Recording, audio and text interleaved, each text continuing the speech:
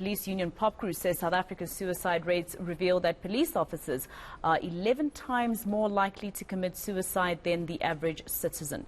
POPCRU says a study also shows that they are 5 times more likely to commit suicide in comparison with their counterparts globally. And there's a background to this. As you know, yesterday, that Leboga Monene being killed by her partner outside the Tembisa hospital, in fact, on the parking lot. And we've got senior reporter Barry Bateman to discuss a few things with us. Barry, I mean, for me, I've heard and covered stories of women.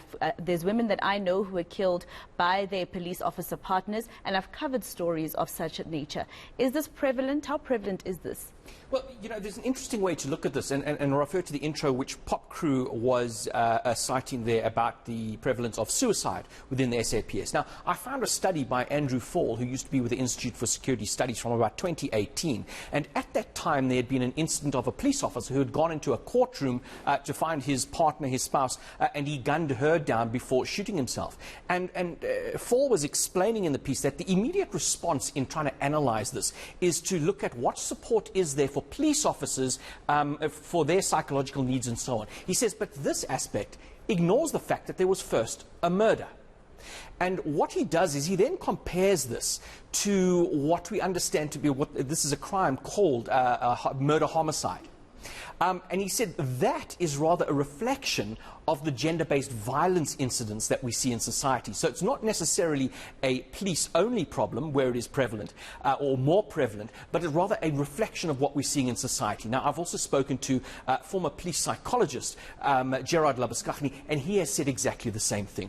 They did a study when he was still in the police of 14 such incidents. He says it wasn't the end of all the incidents in that particular year, but they looked at the underlying causes of why police officers would kill their spouses and then kill themselves.